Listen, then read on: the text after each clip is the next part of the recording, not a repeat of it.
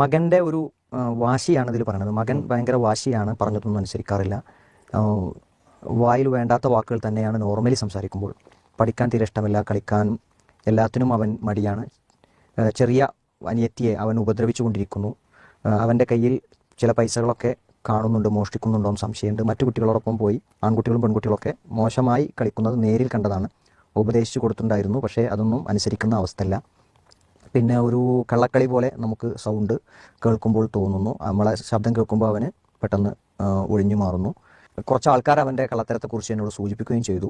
എന്താണ് കള്ളത്തരം എന്ന് വ്യക്തമാക്കി പറഞ്ഞിട്ടില്ല. മനസ്സിൽ വല്ലാത്തൊരു ടെൻഷനും പേടിയുമാണ്. മദ്രസയിൽ പോകാനും സ്കൂളിൽ പോകാനൊക്കെ മടിയാണ്. ഒക്കെ ഭാരമായിട്ടാണ് കാണുന്നത്. എല്ലാ സാധനങ്ങളും ആവശ്യമുണ്ട്, അതൊക്കെ അവന് വേണം. അങ്ങനെ തുടങ്ങി അവൻ്റെ കുറേ പ്രശ്നങ്ങൾ ദീർഘമായി ഇതിൽ പറയുന്നുണ്ട്. പല്ല് തേക്കാനും കുളിക്കാനും വരെ മടിയാണ്. അവൻ്റെ വാശിയാണ് പ്രശ്നം. ഭയങ്കര മൊബൈലിൻ്റെ അഡിക്റ്റാണ്. അവൻ ഓരോ സമയത്തും ടോട്ടലി ഇങ്ങനെ മാറിക്കൊണ്ടിരിക്കുകയാണ്. അങ്ങനെ കുറേ പ്രശ്നങ്ങൾ മകൻ്റെതായി പറയുന്നത്. നമുക്കിത് രണ്ട് രൂപത്തിൽ കാണാൻ പറ്റും. ഒന്നെന്ന് പറഞ്ഞാൽ സാധാരണ ഇന്നത്തെ കുട്ടികളിലൊക്കെ നമ്മൾ കാണുന്ന കോമൺ ആയിട്ടുള്ള കാര്യങ്ങളാണ് ഈ പറഞ്ഞതൊക്കെ. അപ്പൊ നമുക്ക് ഈ കുട്ടി ഒരു അബ്നോർമൽ ആണെന്ന് പറയാൻ പറ്റില്ല. അപ്പൊ ഒരു നോർമൽ കുട്ടിയിൽ വരുന്ന സ്വഭാവ പെരുമാറ്റ ദൂഷ്യങ്ങൾ എന്ന നിലക്ക് നമുക്ക് ഇതിനെ കാണാൻ പറ്റും. എന്നാൽ മറ്റൊരു വശം എന്താണെന്ന് വെച്ചാൽ ഒന്നൊരു അബ്നോർമൽ ആണ് എന്ന നിലക്കും ഒരു പക്ഷേ എന്താ പറ്റും, അത് ഏതാണെന്ന് നമ്മൾ തീരുമാനിക്കേണ്ടതുണ്ട്. എങ്കിൽ മാത്രമേ നമുക്ക് ഈ കുട്ടിനെ എങ്ങനെ മാറ്റിയെടുക്കാന്ന് പറയാൻ പറ്റുള്ളൂ. ഒരു നോർമലായ ഒരു കുട്ടിയിൽ വരുന്ന സ്വഭാവ ദൂഷ്യങ്ങൾ, പെരുമാറ്റ തകരാറുകളൊക്കെ ആണെങ്കിൽ നമുക്ക് എന്ത് ചെയ്യാൻ പറ്റും, അവന് ചില ശിക്ഷണങ്ങൾ നൽകി, ചില ഉപദേശങ്ങൾ നൽകി നമുക്ക് അവനെ മാറ്റിയെടുക്കാൻ കഴിയും. എന്നാൽ നേരെ മറിച്ച് എന്താണ്, ഇതൊരു അബ്നോർമലായ കാര്യമാണെങ്കിൽ വളരെ ഈസിയാണ്. അതിനുള്ള ചികിത്സകളും കാര്യങ്ങളും കൊടുത്ത രോഗമാണെങ്കിൽ മാറ്റിയെടുക്കാമല്ലോ.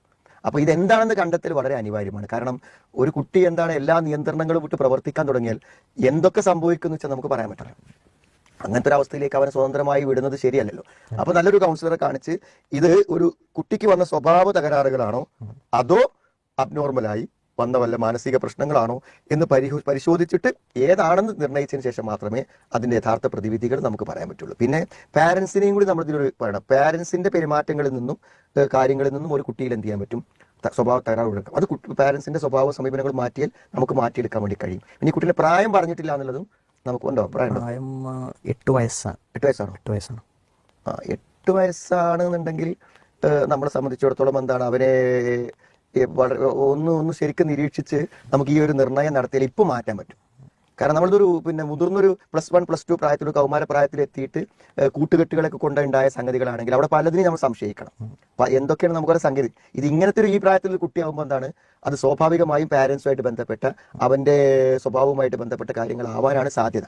എന്തായിരുന്നാലും വിദഗ്ധനായിട്ടുള്ള ഒരു കൗൺസിലറെ സംബന്ധിച്ചിടത്തോളം അത് നിർണ്ണയിച്ച് നല്ല രൂപത്തിൽ ആ കുട്ടിയെ മാറ്റിയെടുക്കാൻ കഴിയുമെന്നാണ് എനിക്ക് തോന്നുന്നത്.